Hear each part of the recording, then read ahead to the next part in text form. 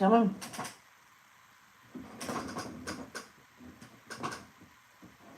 Miss Poo Poo Pants.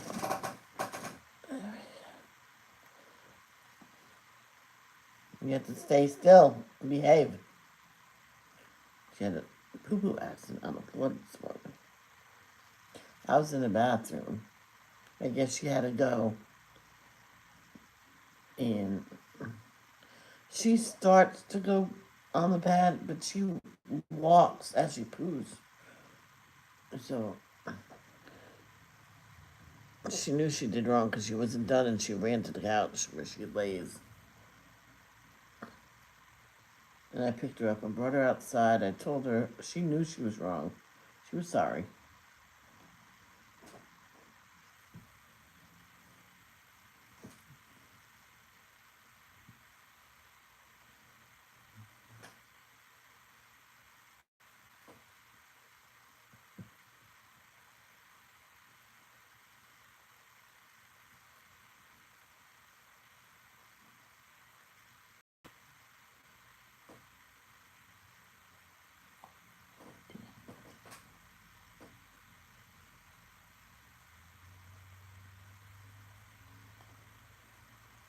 I didn't get to claim anything.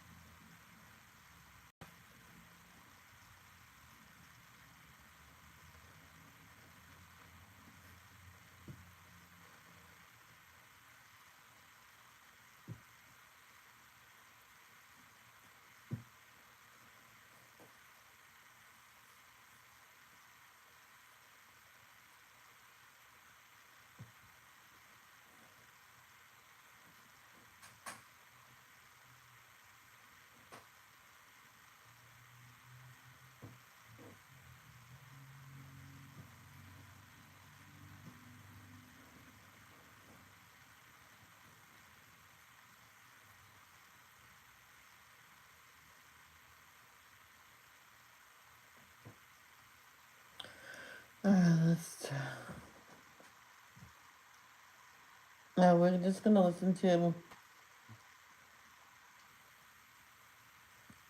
Joshua 1-12.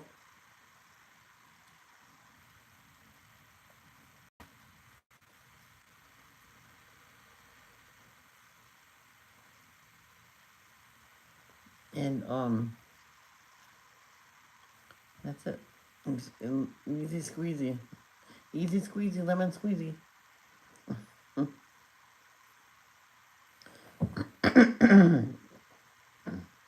Our Father in heaven, may your name be kept holy. May your kingdom come soon. May your will be done on earth as it is in heaven.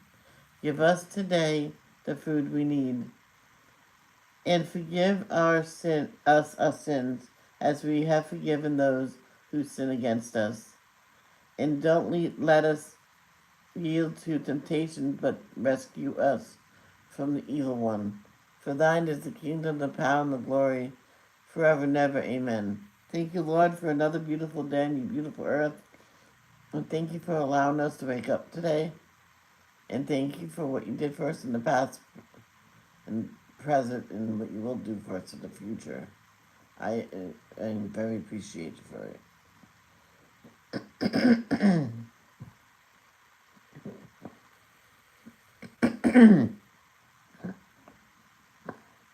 Hold on. No, Ivy. No. No. No. No.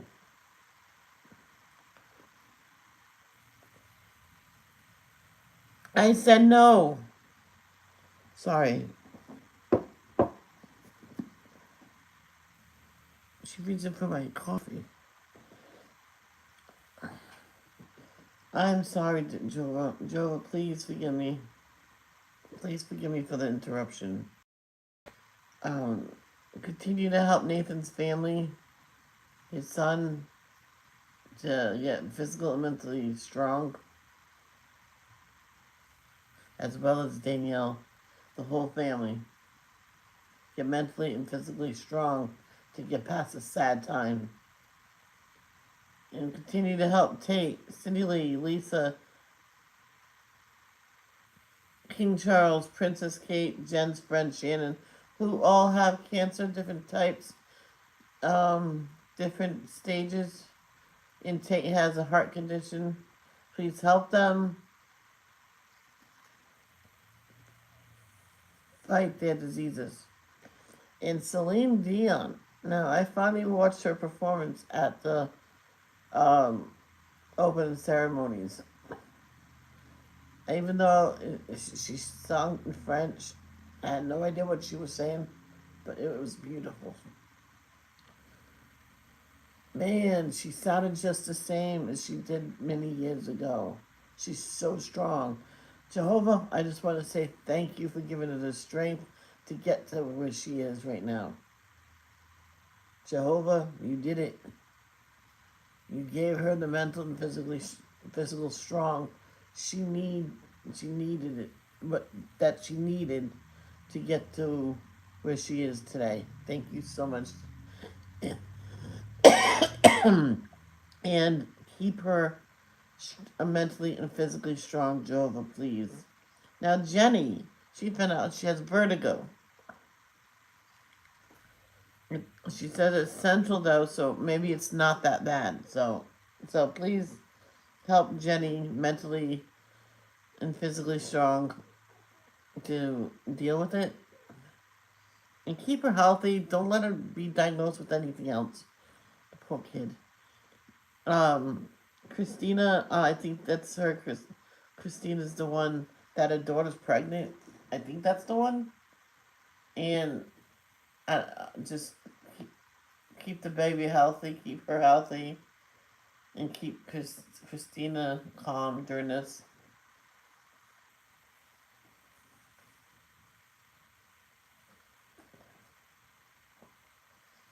And help Tiffany with her sons that's mentally ill. He's just having it rough. You don't really like that. And help Robin Taylor with her family. They're going through something that's pretty bad and it'll take a long time to get over it, which I don't know what it is. I wouldn't say it publicly either, as she told me. I'll say it like after this. Continue to help Miss Diana and daughters, Arnie, Vicky and family, Carol and their mom. Please help them. In Jesus' name, amen.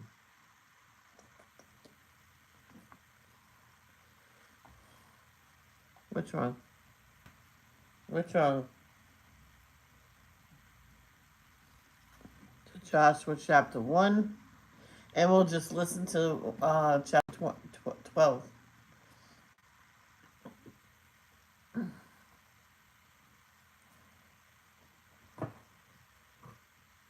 Joshua, Wait a minute. chapter 1. You can color, diamond paint, whatever you want when this is being read, because you're still listening. After the death of Moses, the servant of Jehovah, Jehovah said to Joshua, the son of Nun, the minister of Moses, Moses, my servant, is dead.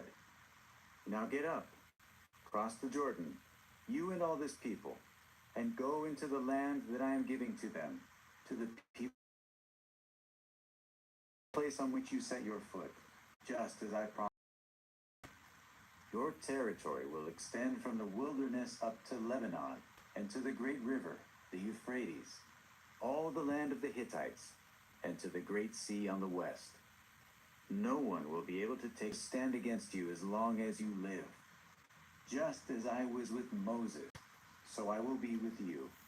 I will neither desert you nor abandon you.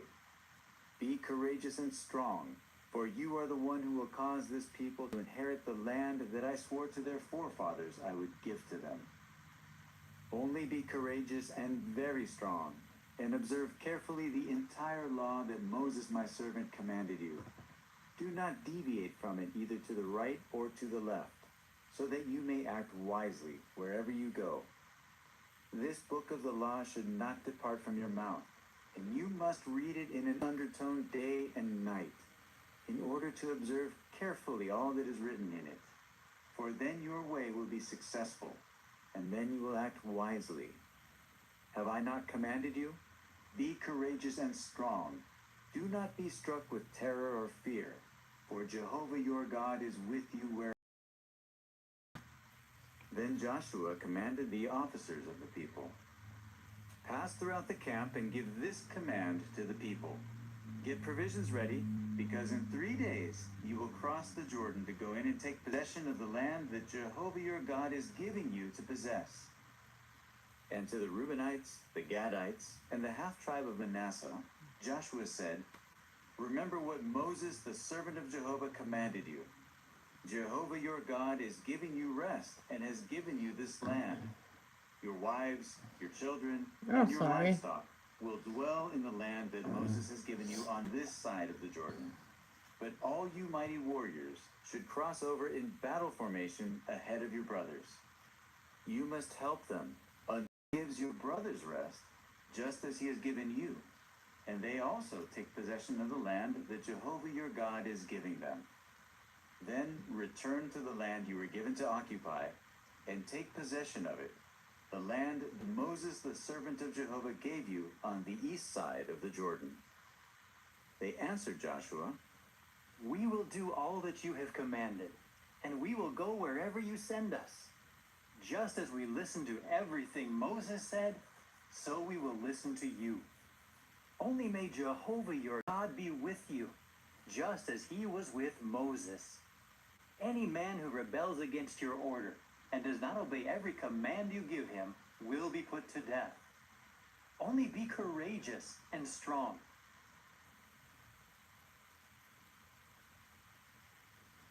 Chapter 2. Then Joshua the son of Nun secretly sent 2 men out from Shittim as spies. He told them, go and inspect the land, especially Jericho. So they went and came to a prostitute named Rahab, and they stayed there.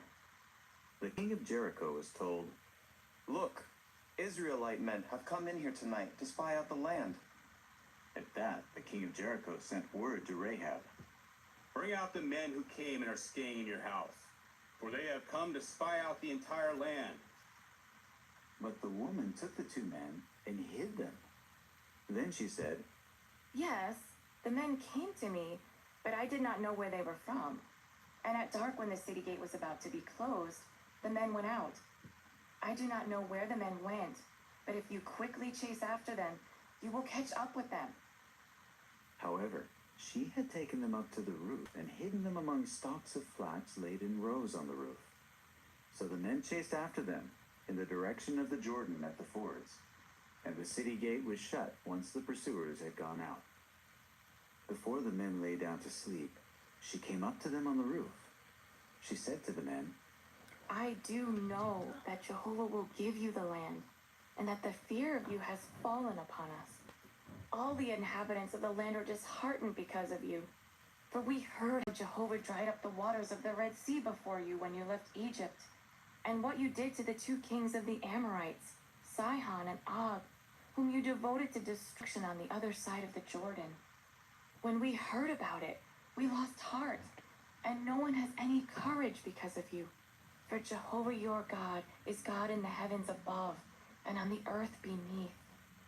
Now, please, swear to me by Jehovah that, because I showed loyal love to you, you will also show loyal love to my father's household, and you must give me a sign of good faith. You must spare the lives of my father and mother, my brothers and sisters, and all who belong to them, and you must save us from death. At that, the men said to her, we will give our lives for yours. If you do not tell about our mission, then we will show loyal love and faithfulness toward you when Jehovah gives us the land. After that, she let them down by a rope through the window, for her house was on a side wall. In fact, she was dwelling on the wall. Then she said to them, Go to the mountainous region and hide there for 3 days, so that those pursuing you may not find you.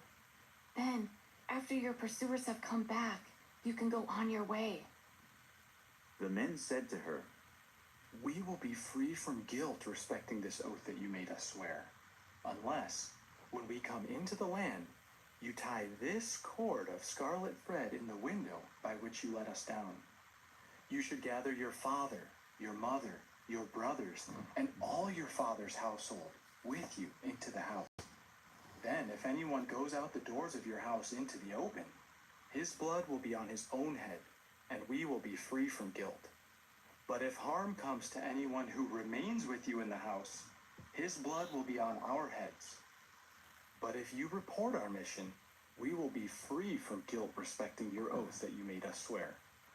She replied. "Let it be according to your words." With that, she sent them off, and they went their way. Afterward, she tied the scarlet cord in the window. So they left and went to the mountainous region and stayed there for 3 days until the pursuers returned. The pursuers had been looking for them on every road, but did not find them. The 2 men then descended from the mountainous region and crossed the river and came to Joshua the son of Nun. They related to him all the things that had happened to them. Then they said to Joshua, "Jehovah has handed over the entire land to us. In fact, all the inhabitants of the land are disheartened because of us."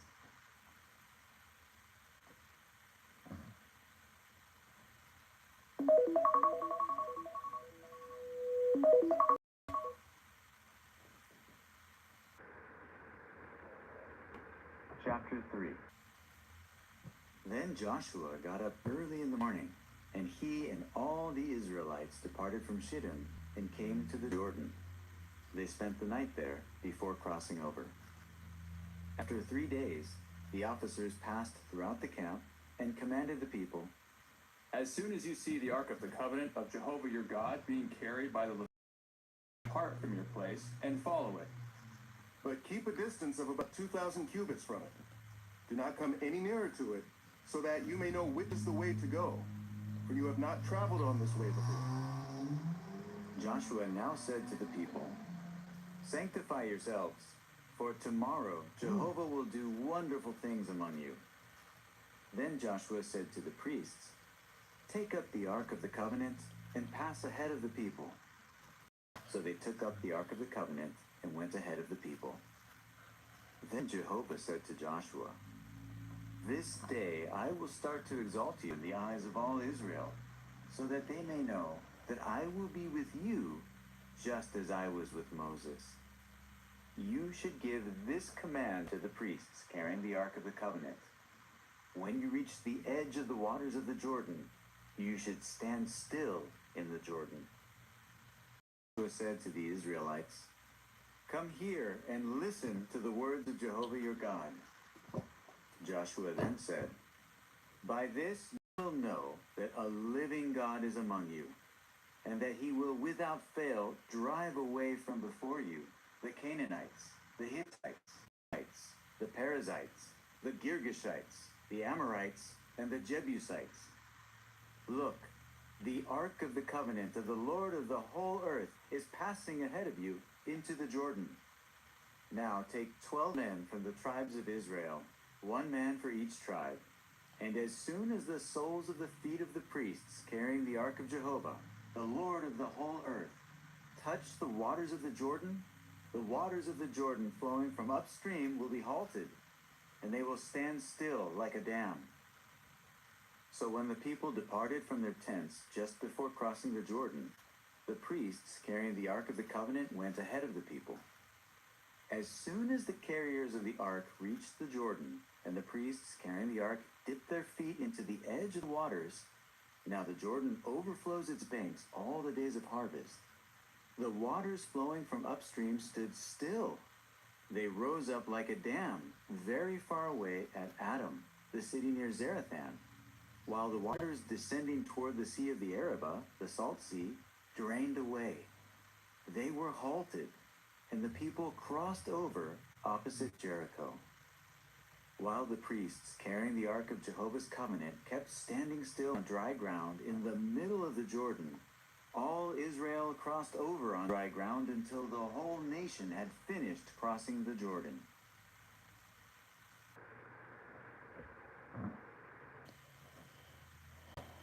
Chapter 4.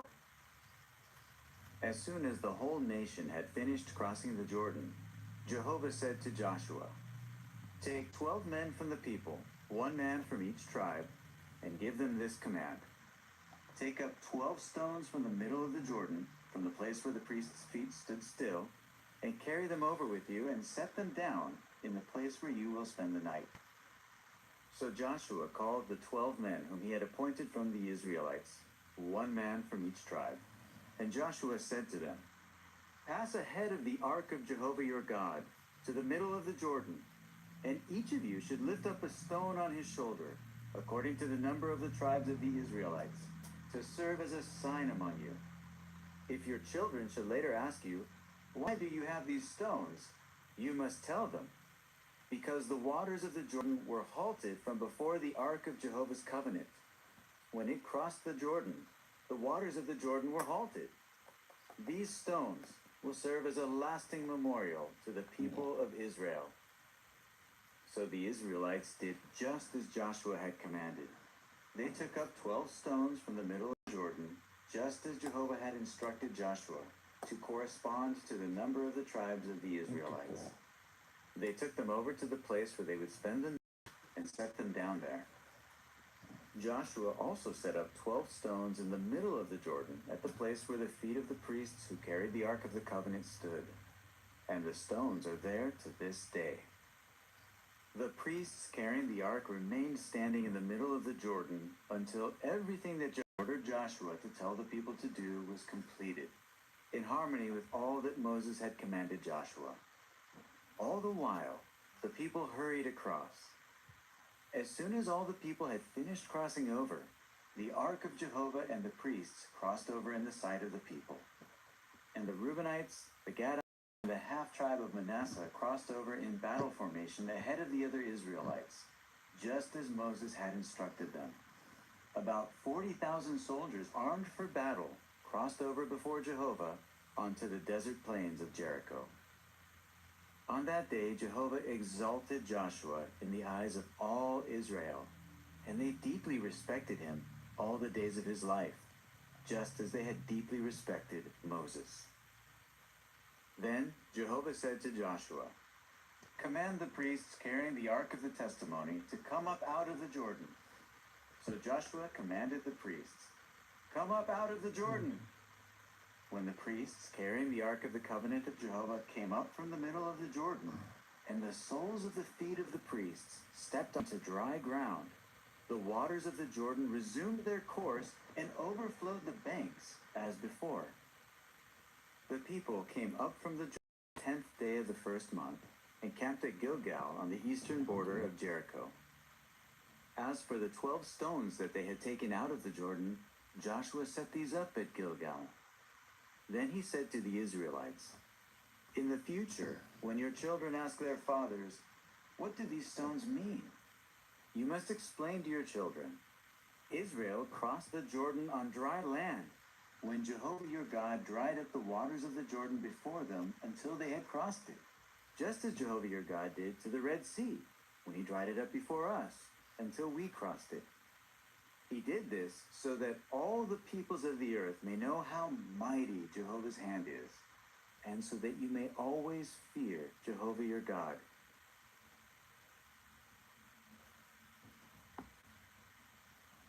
Chapter 5.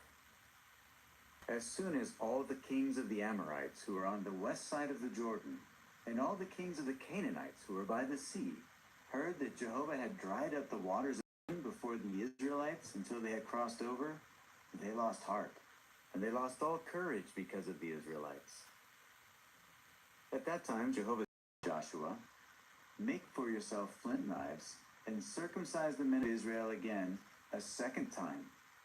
So Joshua made flint knives and circumcised the men of Israel at Gibeath Ha'araloth. This is why Joshua circumcised them. All the males of the people who left Egypt, All the men of war had died in the wilderness on the journey after they left Egypt. All the people who left Egypt were circumcised, but all the people born in the wilderness on the journey after they left Egypt were not circumcised. The Israelites had walked for 40 years in the wilderness until the entire nation had died off, that is, the men of war who left Egypt, who did not obey the voice of Jehovah. Jehovah swore to them that he would never let them see the land that Jehovah had sworn to their forefathers to give to us, a land flowing with milk and honey. So he raised up their sons instead of them. These Joshua circumcised. They were uncircumcised because they had not circumcised them during the journey. When they finished circumcising the entire nation, they remained where they were in the camp until they recovered. Then Jehovah said to Joshua, "Today I have rolled away from you the reproach of Egypt." So that place has been called Gilgal until this day. The Israelites continued to camp at Gilgal, and they observed the Passover on the 14th day of the month, in the evening, on the desert plains of Jericho. And they began to eat the produce of the land the day after the Passover, unleavened bread and roasted grains, on this same day. And the manna stopped on the following day when they had eaten some of the produce of the land. There was no longer manna for the Israelites, but they began to eat the produce of the land of Canaan in that year. When Joshua was near Jericho, he looked up and saw a man standing in front of him with a drawn sword in his hand. Joshua walked up to him and asked, "Are you on our side or on the side of our adversaries?" To this he said, No, but I have come as prince of Jehovah's army. With that, Joshua fell with his face to the ground and prostrated himself and said to him, "What does my Lord have to say to his servant?" The prince of Jehovah's army replied to Joshua, Remove your sandals from your feet, because the place where you are standing is holy. Once Joshua did so.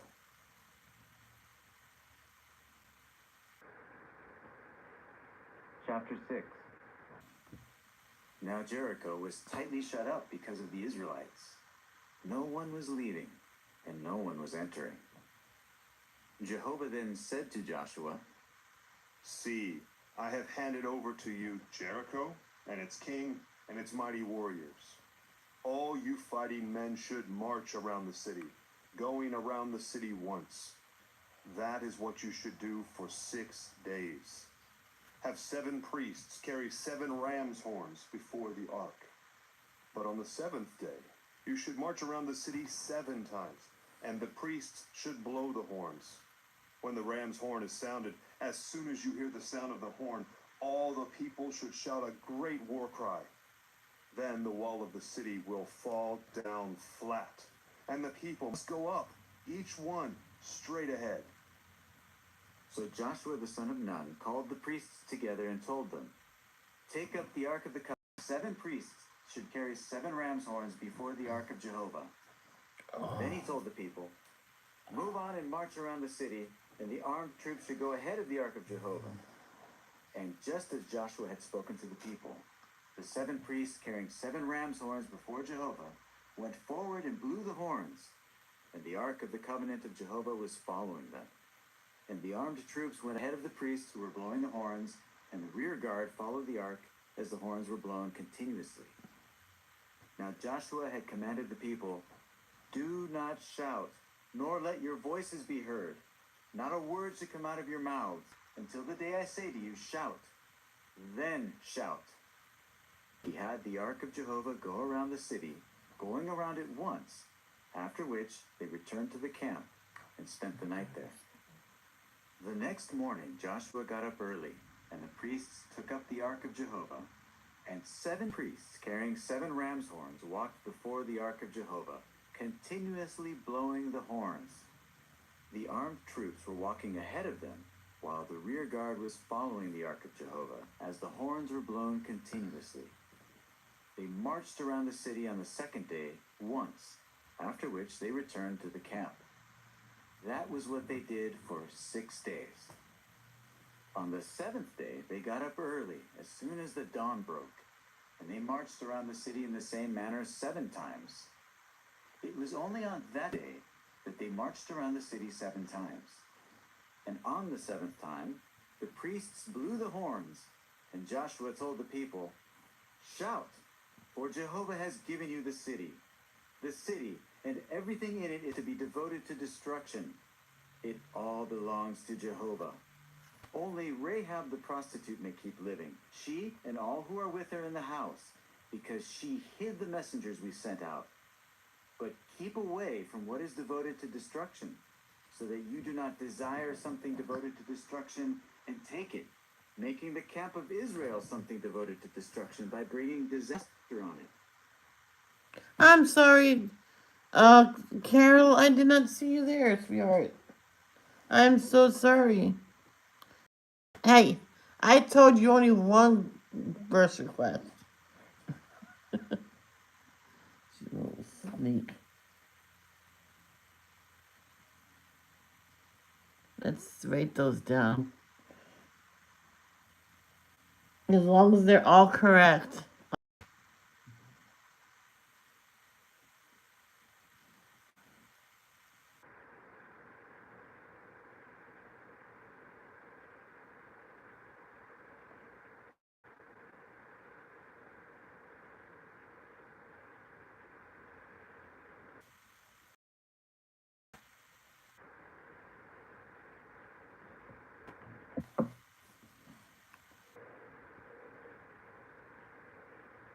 Oh, all right, all right. I get it. Good job.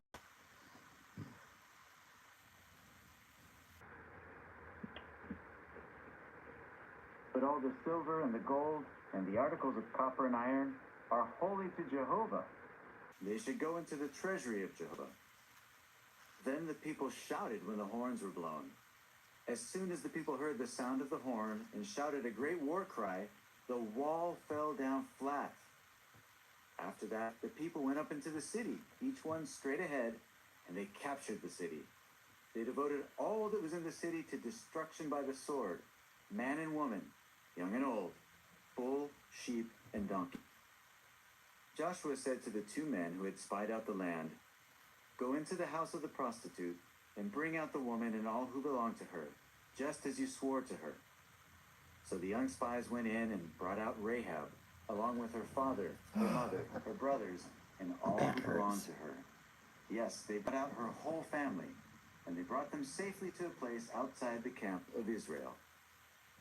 Then they burned the city and everything in it with fire. But the silver, the gold, and the articles of copper and iron they gave to the treasury of Jehovah's house. Only Rahab the prostitute and her father's household and all who belonged to her were spared by Joshua. And she lives in Israel to this day, because she hid the messengers whom Joshua sent out to spy on Jericho. At that time Joshua pronounced this oath: "Cursed be the man before Jehovah who undertakes to rebuild this city of Jericho. At the cost of his firstborn he will lay its foundation, and at the cost of his youngest he will put up its doors." So Jehovah was with Joshua, and his fame spread through all the earth.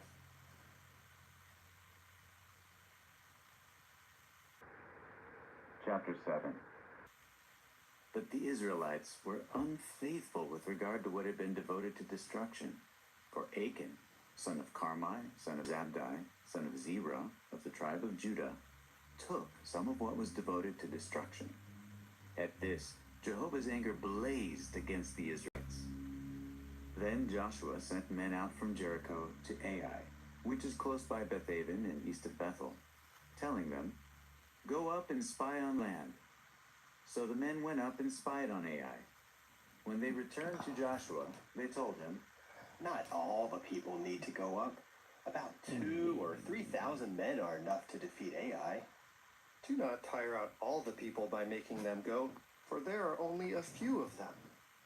So about 3,000 men went up there, but they had to flee from the men of Ai. The men of Ai struck down 36 men, and they pursued them from outside the city gate as far as Shebarim, and they continued striking them down on the descent. So the courage of the people melted and flowed away like water. At this, Joshua ripped his garments and fell with his face to the ground before the ark of Jehovah until the evening, he and the elders of Israel, and they kept throwing dust on their heads. Joshua said, "Alas, sovereign Lord Jehovah, why did you bring this people all the way across the Jordan, just to hand us over to the Amorites to be destroyed? If only we had been satisfied to remain on the other side of the Jordan. Pardon me, O Jehovah. What can I say now that Israel has retreated before his enemies? When the Canaanites and all the inhabitants of the land hear about it, they will surround us and wipe out our very name from the earth. And what will you do about your great name?" Jehovah replied to Joshua, "Get up. Why are you lying on your face? Israel has sinned. They have violated my covenant that I commanded them to keep. They took some of what was devoted to destruction, stealing it and secretly putting it among their own possessions. Therefore, the Israelites will not be able to stand against their enemies. They will turn their backs and flee from their enemies, because they have become something devoted to destruction.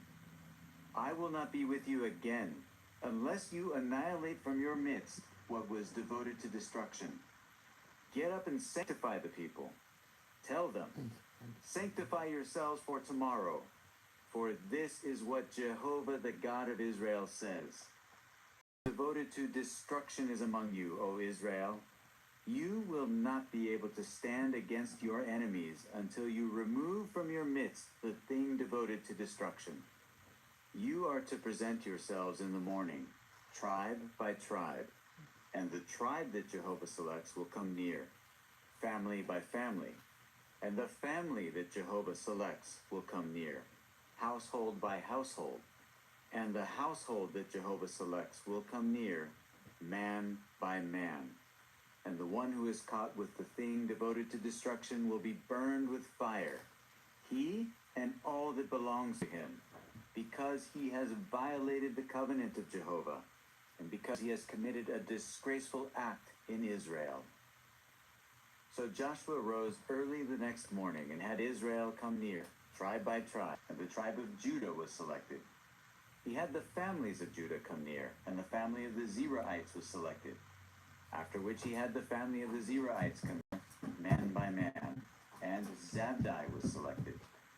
Finally, Wow. he had the household of Zabdi come near, man by man, and Achan, son of Carmi, son of Zabdi, son of Zerah, of the tribe of Judah, was selected.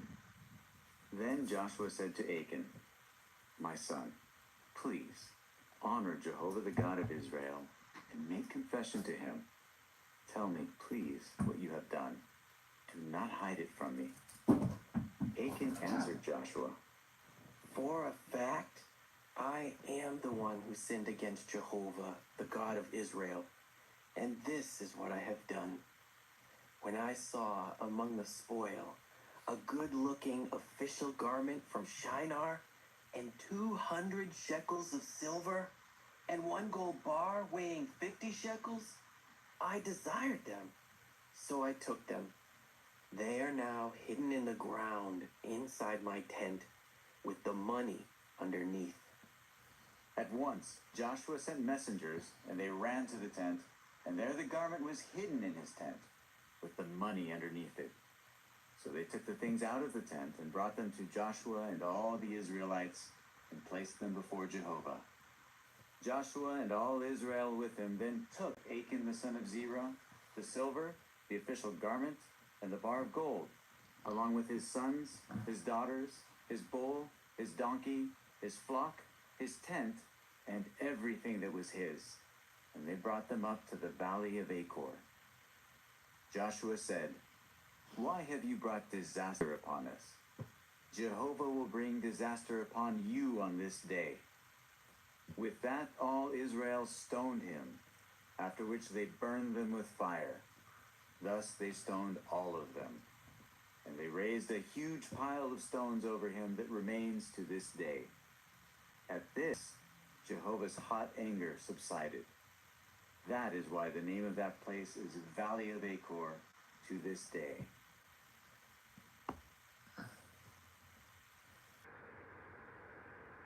chapter 8. Then Jehovah said to Joshua, "Do not be afraid or be terrified. Take with you all the fighting men and go up against Ai. See, I have handed over to you the king of Ai, his people, his city, and his land. Do to Ai and to its king just as you did to Jericho and its king, except you may plunder its spoil and its livestock for yourselves. Set an ambush behind the city." So Joshua and all the fighting men went up against Ai. Joshua chose 30,000 mighty warriors and sent them off by night. He gave them this command: "See, you are to lie in ambush behind the city. Do not go very far from the city, and all of you, be ready. I and all the people with me will approach the city, and when they come out against us as before, we will retreat from them. When they come out after us, we will draw them away from the city, for they will say, 'They are retreating from us just as before,' and we will retreat from them. Then you should rise up from the ambush and capture the city. Jehovah your God will hand it over to you. As soon as you have seized the city, you should set it on fire. You should do according to Jehovah's word. See, I have given you your orders." Then Joshua sent them out, and they marched to the place of ambush. They took a position between Bethel and Ai, to the west of Ai, while Joshua spent that night with the people.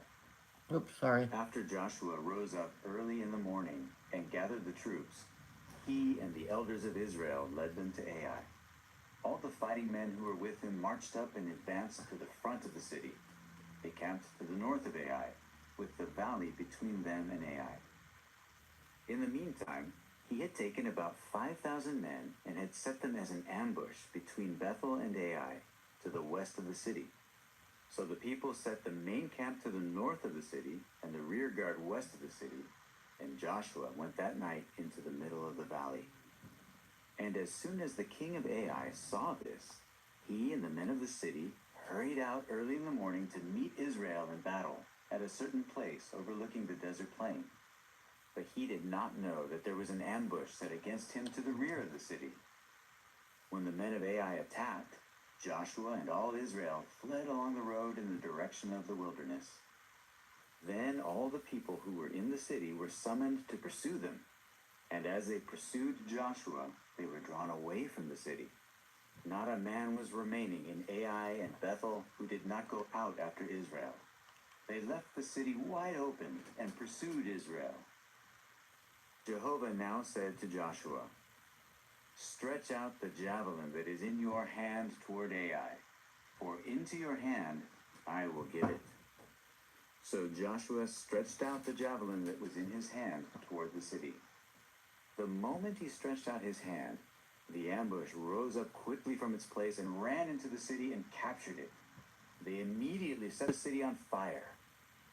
When the men of Ai turned around, they saw the smoke of the city rising to the sky, and they had no strength to flee in any direction.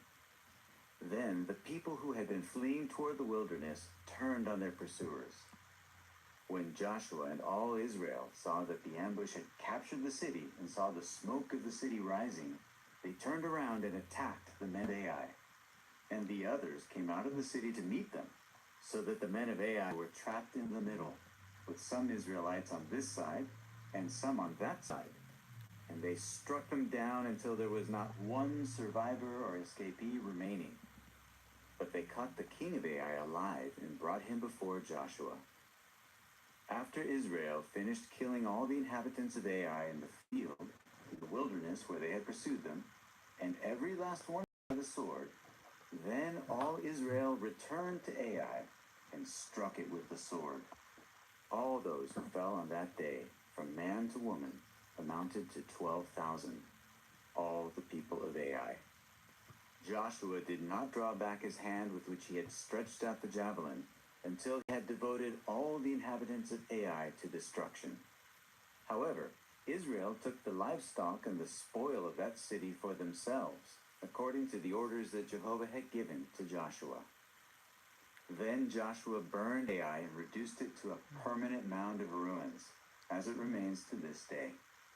He hung the king of Ai on a stake until the evening, and as the sun set, Joshua gave the order to take his dead body down from the stake. Then they pitched it at the entrance of the city gate and raised up a great pile of stones over him, which is there to this day. It was then that Joshua built an altar on Mount Ebal to Jehovah, the God of Israel, just as Moses, the servant of Jehovah, had commanded the Israelites, and as it is written in the book of the law of Moses, an altar of whole stones on which no iron tool has been wielded. On it they offered up burnt offerings to Jehovah, as well as communion sacrifices. Then he wrote there on the stones a copy of the law that Moses had written before the Israelites. All Israel, their elders, the officers, and their judges, were standing on both sides of the ark in front of the Levitical priests who were carrying the Ark of the Covenant of Jehovah. The foreign residents were there as well as the natives. Half of them stood in front of Mount Gerizim, and the other half in front of Mount Ebal, just as Moses, the servant of Jehovah, had previously commanded to bless the people of Israel. After this, he read aloud all the words of the law, the blessings and the curses, according to all that is written in the book of the law. There was not a word of all that Moses had commanded that Joshua did not read aloud in front of all the congregation of Israel, including the women and children and the foreign residents who were living among them.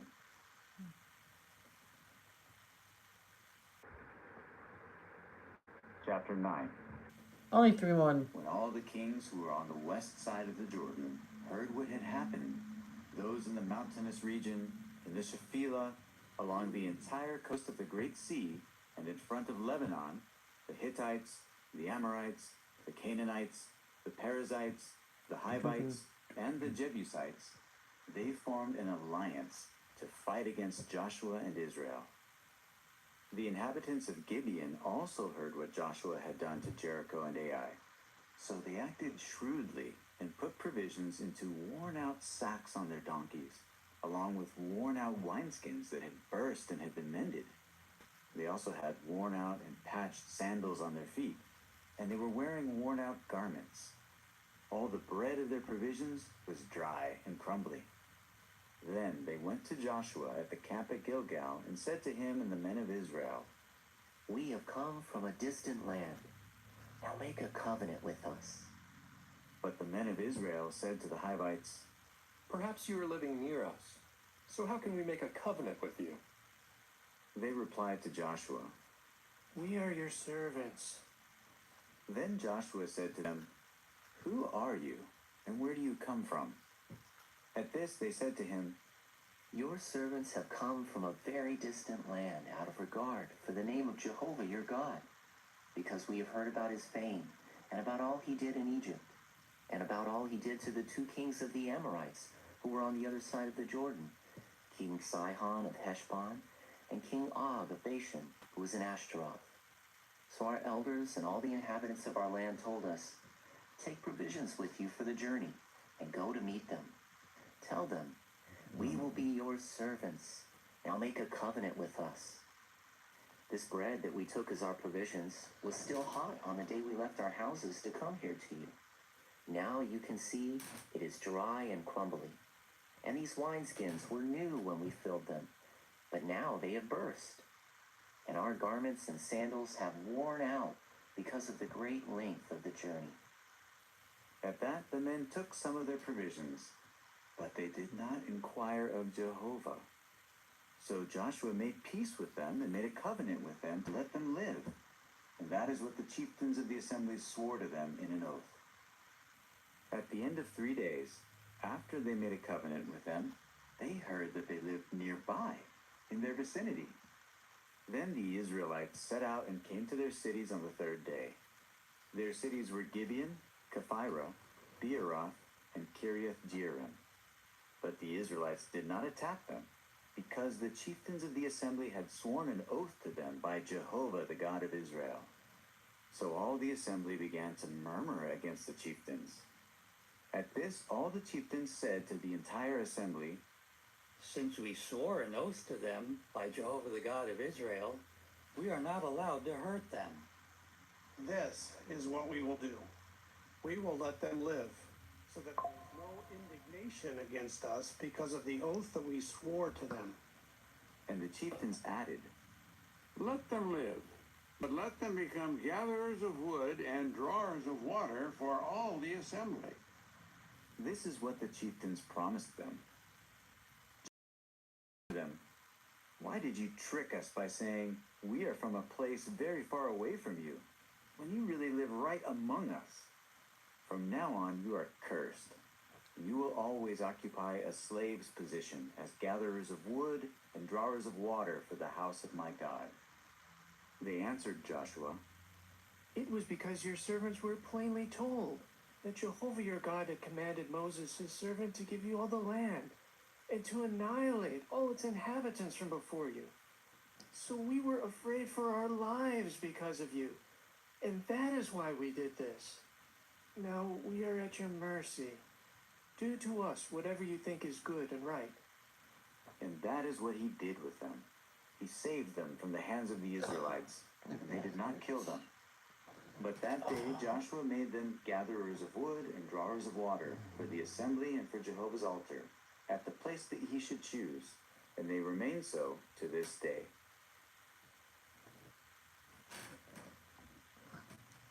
Chapter 10.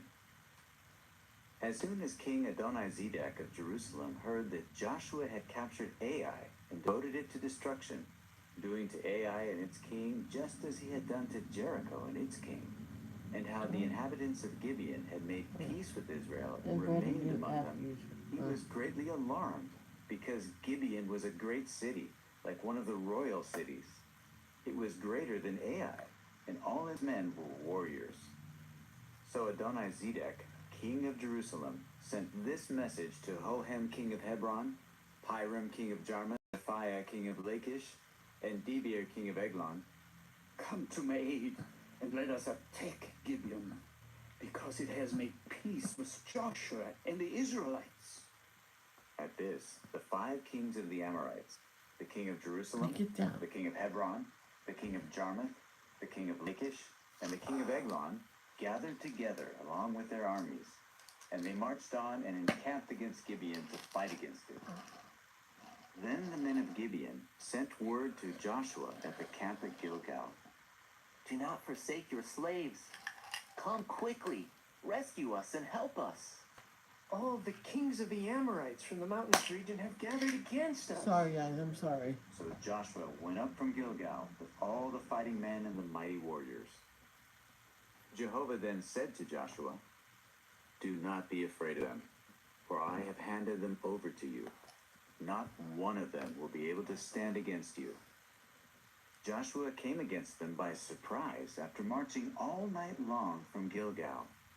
Jehovah threw them into confusion before Israel, and they inflicted a great slaughter on them at Gibeon, pursuing them by way of the ascent of Beth-horon, and striking them down as far as Azekah and Makkedah.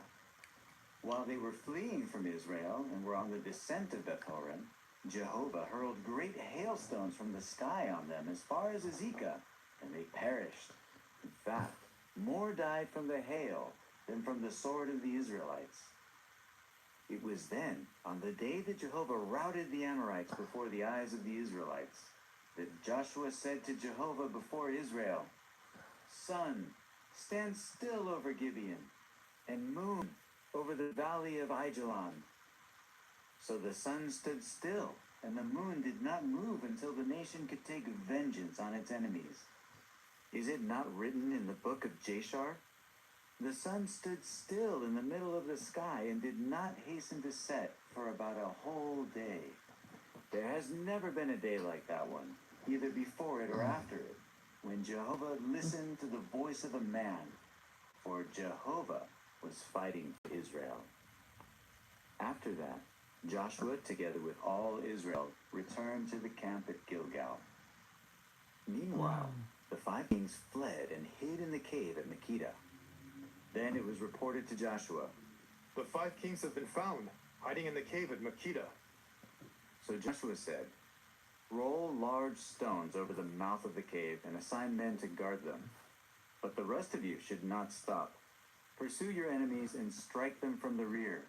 Do not allow them to enter into their cities, for Jehovah your God has given them into your hands." After Joshua and the Israelites had finished inflicting a very great slaughter on them, to the point of wiping them out, except for some survivors who escaped and entered into the fortified cities, all the people returned safely to Joshua at the camp at Makkedah. Not a man dared to utter a word against the Israelites. Then Joshua said, "Open the mouth of the cave and bring the 5 kings out of the cave to me." So they brought to him from the cave these 5 kings: the king of Jerusalem, the king of Hebron, the king of Jarmuth, the king of Lachish, and the king of Eglon. When they brought these kings to Joshua, he summoned all the men of Israel and said to the commanders of the fighting men who had gone with him, "Come forward, place your feet on the backs of the necks of these kings." So they came forward and placed their feet on the backs of their necks. Then Joshua said to them, "Do not be afraid or be terrified. Be courageous and strong, for this is what Jehovah will do to all your enemies against whom you are fighting." Then Joshua struck them and put them to death and hung them on 5 stakes. And they remained hanging on the stakes until the evening. At sunset, Joshua ordered that they be taken down off the stakes and thrown into the cave where they had hidden themselves. Then large stones were placed at the mouth of the cave, and these remain to this very day. Joshua Makkedah on that day and struck it with the sword. Makkedah. He devoted its king and everyone in it to destruction, letting no survivor remain. Then Joshua, together with all Israel, went from Makkedah to Libnah and fought against Libnah. Jehovah also gave it and its king into Israel's hand, and they struck it and everyone in it with the sword, not letting a survivor remain in it. So they did to its king just as they had done to the king of Jericho. Next, Joshua, together with all Israel, went from Libnah to Lachish and camped there and fought against it. Jehovah gave Lachish into Israel's hand, and they captured it on the 2nd day. They struck it and everyone in it with the sword, just as they had done to Libnah. Then Horam, king of Gezer, went up to help Lachish, but Joshua struck him and his people down until not one survivor remained. Then Joshua, together with all Israel, went from Lachish to Eglon and camped there and fought against it. They captured it on that day and struck it with the sword. They devoted everyone in it to destruction on that day, just as they had done to Lachish. Then Joshua, together with all Israel, went up from Eglon to Hebron and fought against it. They captured it and struck it, its king, its towns, and everyone in it with the sword, not letting any survivor remain. Just as he had done to Eglon, he devoted it and everyone in it to destruction. Finally, Joshua, together with all Israel, turned toward Debir and fought against it.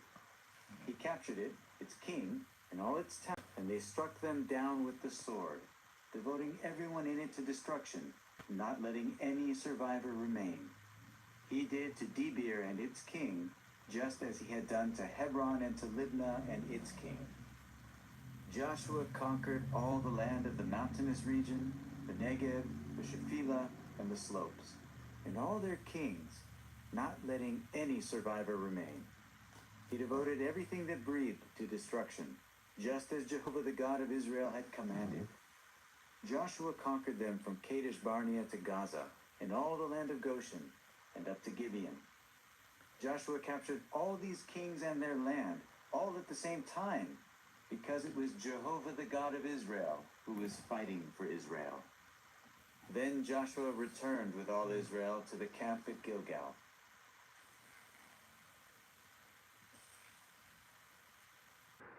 Chapter 11. As soon as Jabin, king of Hazor, heard of it, he sent word to Jobab, king of Madon, and to the king of Shimron, the king of Akshaph, the kings who were in the northern mountainous region, those in the plains south of Kinnereth, those in the Shephelah and on the slopes of Dor to the west, the Canaanites to the east and the west, the Amorites, the Hittites, the Perizzites, the Jebusites in the mountainous region, and the Hivites at the base of Hermon in the land of Mizpah. So they came out with all their armies, a vast multitude as numerous as the grains of sand on the seashore, together with very many horses and war chariots. All these kings agreed to meet, and they came and camped together at the waters of Merom to fight against Israel. At this, Jehovah said to Joshua, "Do not be afraid because of them, for about this time tomorrow, I am giving over all of them slain to Israel. Their horses you must hamstring, and their chariots you must burn in the fire." Go play. Joshua, together with all Go the play. fighting men, then launched a surprise attack against them along the waters of Merom. Jehovah gave them into Israel's hand, and they defeated them and pursued them as far as Great Sidon and Misrephoth-Maim and the valley of Mizpah to the east, and they struck them down until no survivors remained. Joshua then did to them just as Jehovah had told him. He hamstrung their horses and burned their chariots in the fire. Moreover, Joshua then returned and captured Hazor and struck down its king with the sword, because Hazor had formerly been the head of all these kingdoms. They struck down everyone in it with the sword, devoting them to destruction. Not a breathing thing was left. Then he burned Hazor in the fire.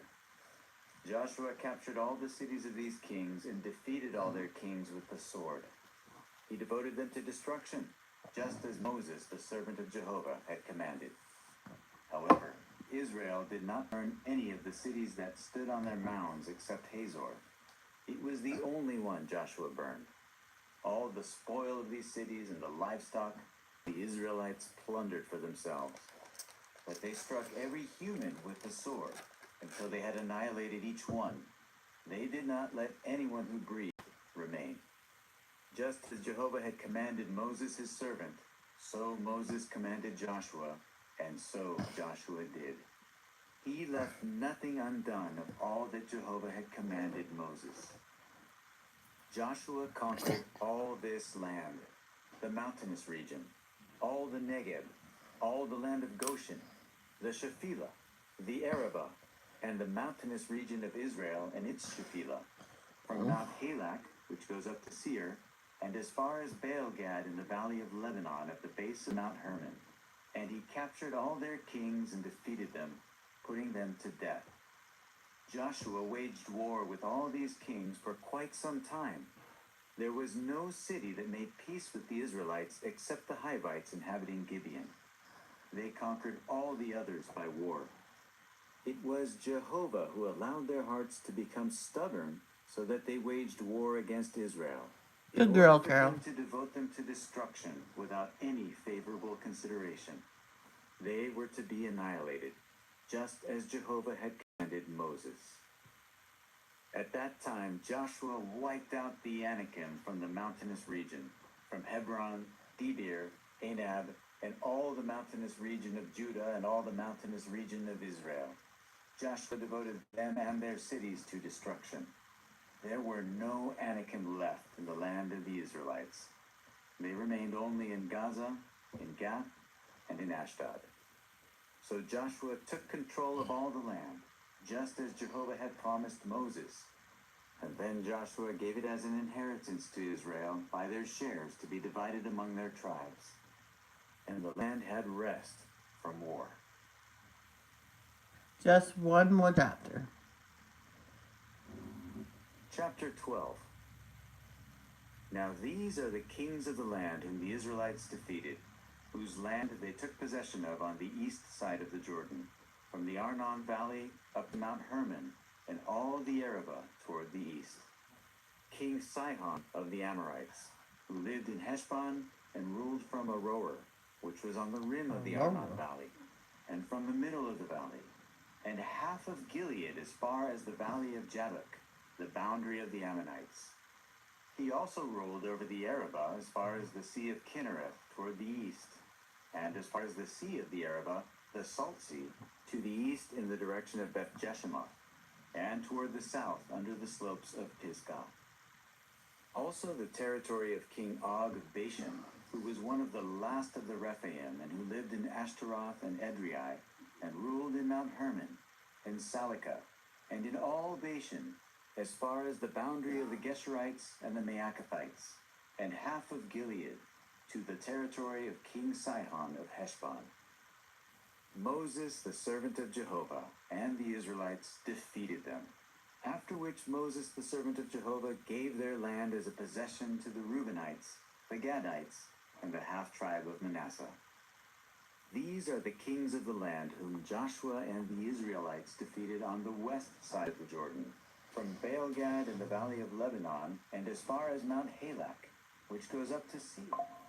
After which Joshua gave their land to the tribes of Israel as a possession by their shares, in the mountainous region, in the Shephelah, in the Arabah, on the slopes, in the wilderness, and in the Negeb, the land of the Hittites, the Amorites, the Canaanites, the Perizzites, the Hivites, and the Jebusites.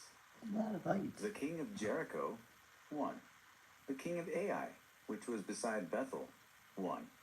The king of Jerusalem, 1. The king of Hebron, 1. The king of Jarmuth, 1. The king of Lachish, 1. The king of Eglon, 1. The king of Gezer, 1. The king of Debir, 1. The king of Geder, 1. The king of Hormah, 1. The king of Arad, 1. The king of Libnah, 1. The king of Adullam, 1. The king of Makkedah, 1. The king of Bethel, 1.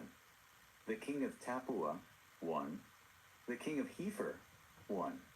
The king of Aphek, 1. The king of Lasharon, 1.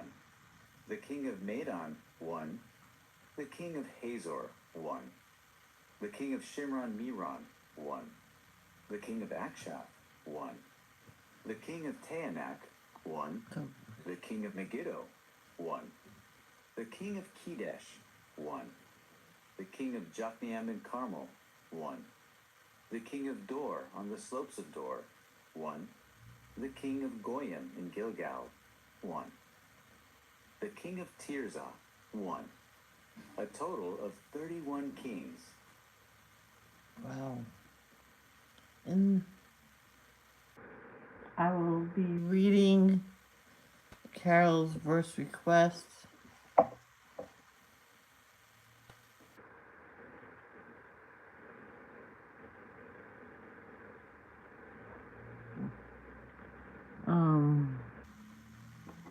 The first one is Mark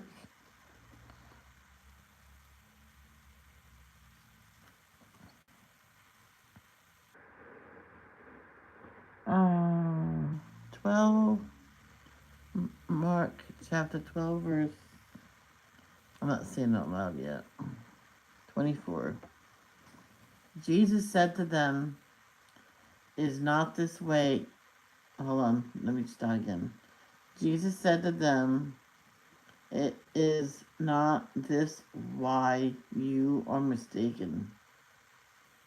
Is not this why you are mistaken? Because you know neither the scriptures nor the power of God.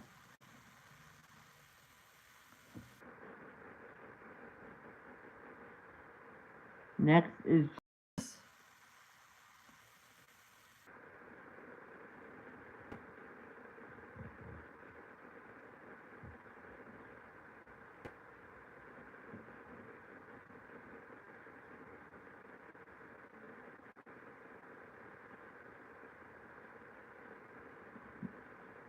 chapter 34.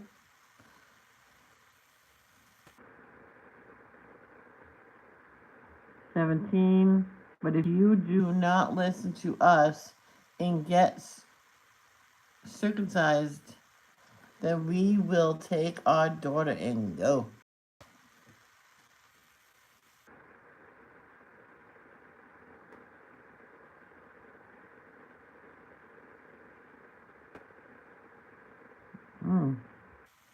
Go get circumcised.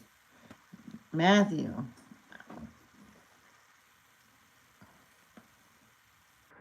15. Chapter 15, verse 19.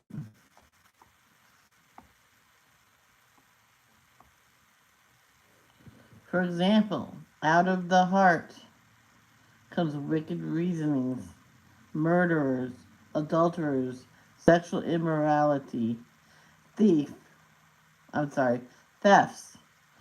false testimonies, and blasphemies.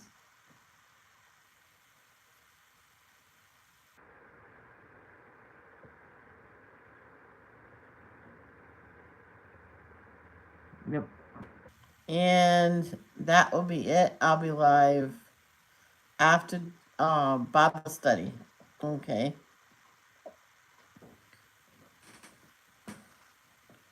And now that could be as late as 12 noon. Okay. See, my brother's home today. The repairman's going to be home, so I will be in this room while he's here because the dog needs to be in here. So, Carol, you did very good, okay? Very good. You can give me 3 passages every day now.